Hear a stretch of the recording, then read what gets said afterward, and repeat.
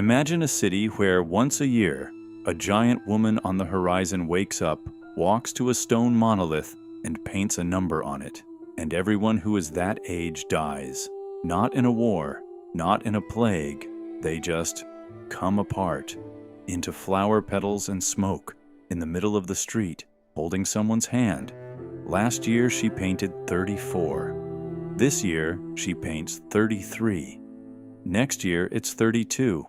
And the year after that, 31. That's the setup. And the reason I'm making this video is that a game which starts with a premise that Dark had every excuse to be a miserable slog, and instead became, in my opinion, one of the most beautiful things this medium has ever produced. This is Clair Obscur, Expedition 33. Let's talk about why it works.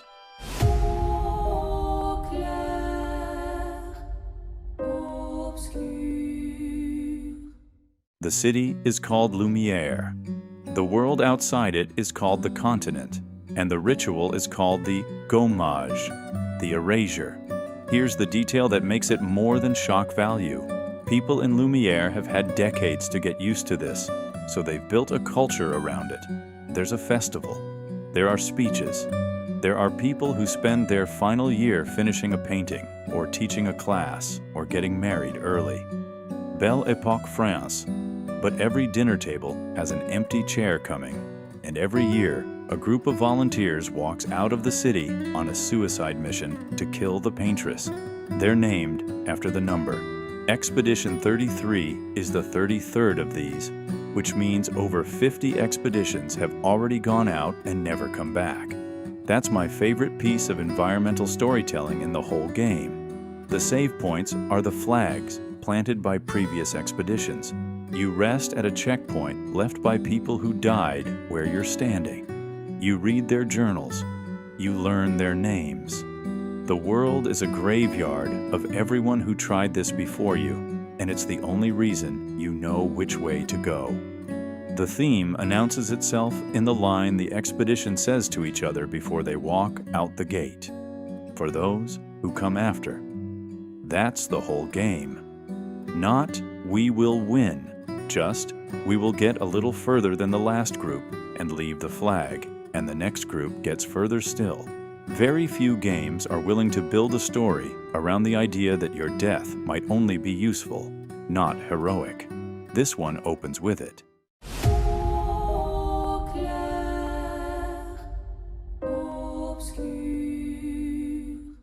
In 2019, a guy named Guillaume Broche was working at Ubisoft, and he was bored. He wanted to make a turn-based RPG. Ubisoft, at the time, was not exactly in the market for one, so he started messing around with Unreal Engine in his bedroom. For a long stretch, the team was 2 people.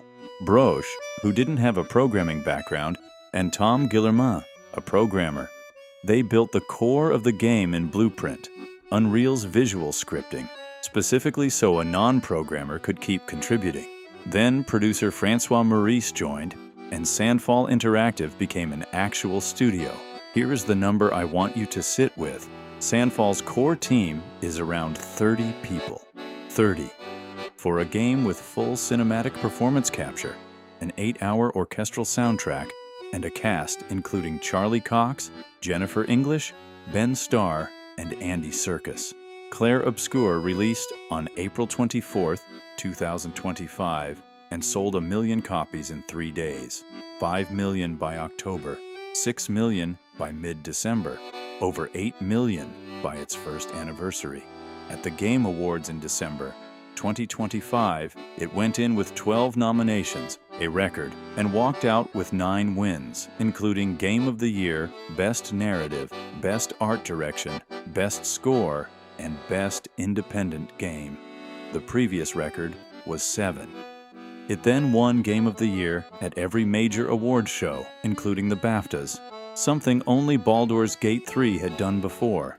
And when Broche was asked whether Sandfall would scale up for the next project, he said no. His reasoning, roughly, limitations are good for creativity, and the secret is to build the game around the team you have. not hire a team to fit the game you imagined. That's not a humble brag. That's the actual design philosophy of this game, and you can feel it in every system. Nothing in Expedition 33 is big. Everything in it is deep.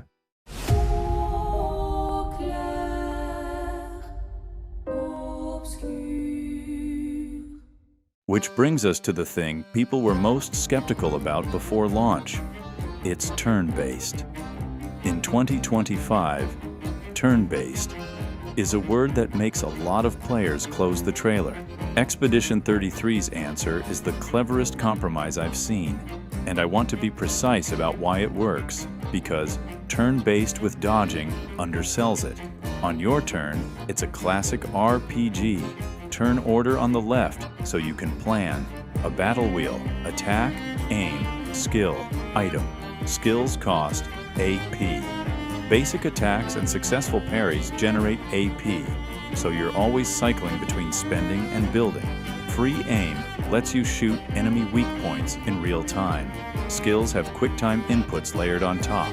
Hit them clean, and the skill does more damage or gains extra effects. But the real inversion is the enemy turn. In most turn-based RPGs, the enemy's turn is the part where you put the controller down. Here, it's the part where you sit up.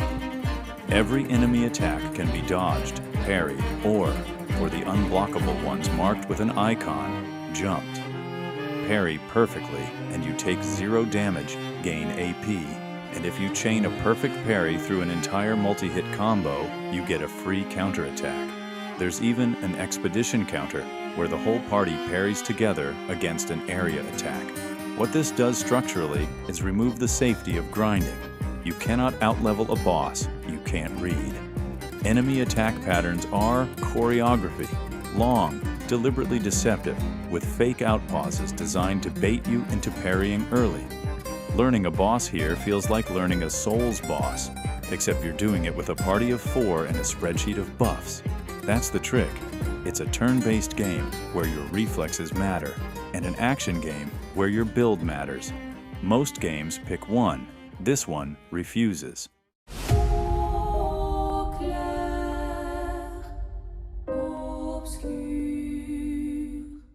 Now the build side, because this is where the game quietly becomes a theory-crafting playground. 2 layers. Pictos are equipable items.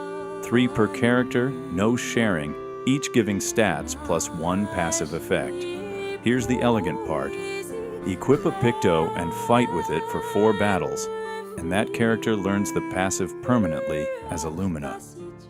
Luminas cost points from a shared pool that grows as you level, so Pictos aren't gear you hoard, they're a curriculum.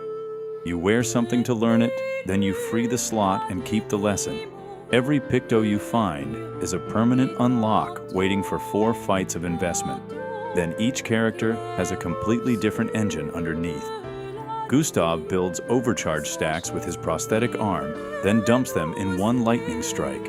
Lune leaves elemental stains, ice, fire, lightning, earth, light, where her spells generate 1 element and consume another, so she's a sequencing puzzle. Mael cycles 3 stances, gaining AP on every switch, building toward Virtuose. CL stacks, foretell marks, generating sun charges by applying them, and moon charges by consuming them, and holding both drops her into Twilight. Monako doesn't have his own moveset at all. He collects the legs of enemies you kill and learns their attacks. And Verso has a live rank meter, D through S, that climbs when you parry and dodge and drops when you get hit. He is literally a character who gets stronger the better you play. 6 characters, 6 genuinely different games. Most RPGs give you 6 variations on Hit It. This one gives you 6 engines and asks you to find the combination where they redline together.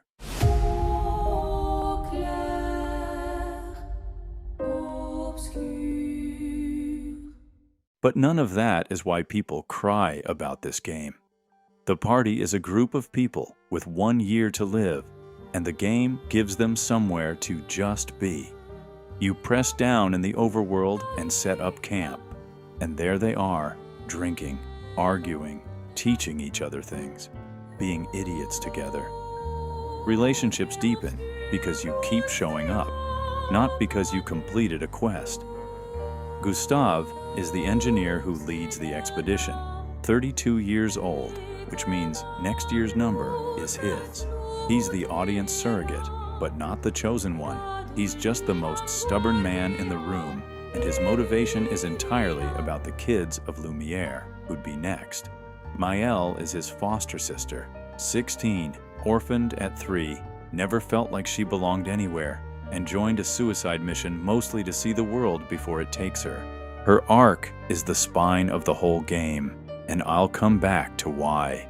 Lune is a scholar and elemental mage, daughter of 2 researchers who died, carrying the weight of finishing their work.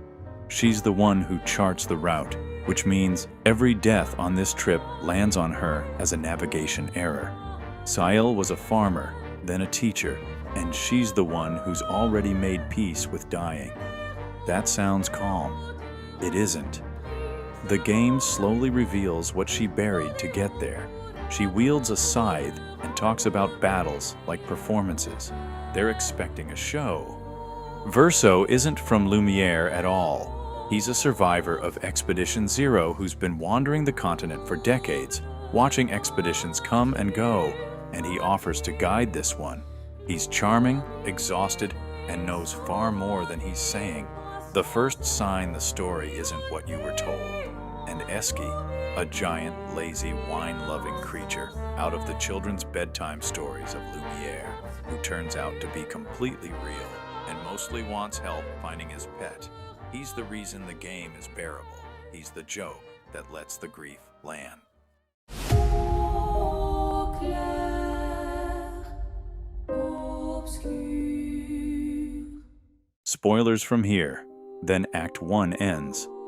I won't describe it, but Expedition 33 takes the character you've spent 10 hours learning to play, the one on the box art, whose combat system you've mastered, and removes him, mid-sentence. The game doesn't recover, it changes. The next act is about the whole, and you have to rebuild your entire party because your engine is gone.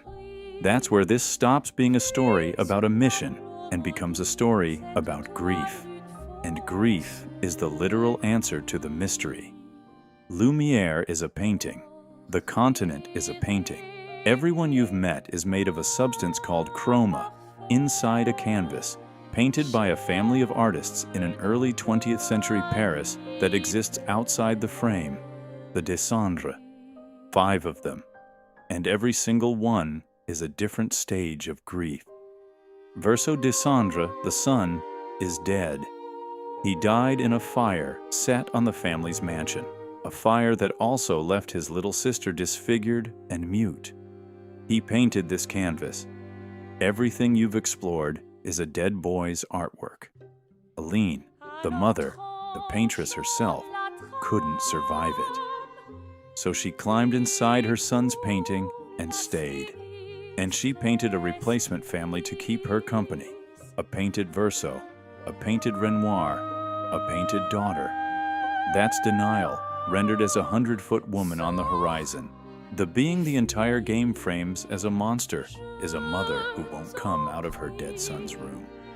Renoir, the father, is the one trying to drag her out because staying inside a canvas that long kills you. He is not the villain you were told he was, and he's not evil.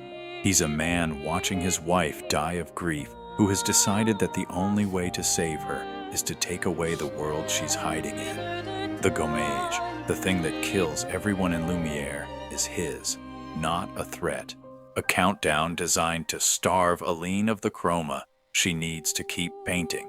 He's willing to erase an entire civilization of people who feel real to save one woman who is. Clea, the eldest daughter, is the cold one. She's fighting the war outside the canvas against the writers, the faction who set the fire. And she has nothing but contempt for a family sitting inside a picture instead of dealing with reality. She's the one who created the Nevrons, the creatures you fight all game, purely to tip the balance in her father's favor. She's also the one who told her little sister to go into the canvas and end it, because that little sister is Alicia, who entered her brother's painting, was overwhelmed by her mother's power, lost her memories, and woke up as a 16-year-old girl in Lumiere named Maëlle. The girl you've been playing since Act 1 is a Dessendre. She has been standing in her dead brother's painting, being raised by her mother's grief this entire time. As Painted Verso puts it, everyone in this family is doing the same thing from different directions. Aline wants her son back. Renoir wants his wife and daughter back. Maëlle wants Gustave back. The cycle that needed breaking was never the Gommage. Clair Obscur. And then the ending, which is why I'd put this game in the all-time conversation. The final choice is between Maëlle and Verso, and it isn't good versus evil. It's two people who love each other, both holding a completely defensible position, and the game refuses to tell you which one is right. Maëlle's path: keep the painting. She has the power to restore Lumiere, bring back everyone the Gommage took, bring back Gustave. The people in here are real to themselves. Why should they die so a family outside can feel better? The cost is that the Painted Verso is kept alive against his will, forever, playing his piano for her. And the real Alicia is out there, in a chair, slowly dying while she stays. Verso's path: erase the canvas. Every person you have loved for 40 hours dissolves, and what's left is a family standing at a real grave, finally able to grieve a real boy. Renoir and Aline holding each other, Alicia holding a stuffed Esky, Cleo watching. Both endings hurt. Both are arguments about art, about grief, about whether it's kinder to preserve the dead or to let them go. And here's what makes it art rather than just a good twist. The game you just played is the painting. It's asking whether stories are a place to heal or a place to hide. Made by a studio of 30 people who spent 5 years painting one. 30 people. A bedroom prototype. A guitar teacher from SoundCloud. A turn-based RPG. In the year, everyone said turn-based RPGs were dead. For those who come after, if you've finished it, tell me which ending you picked and whether you think you were right. I genuinely change my mind depending on the day. Clair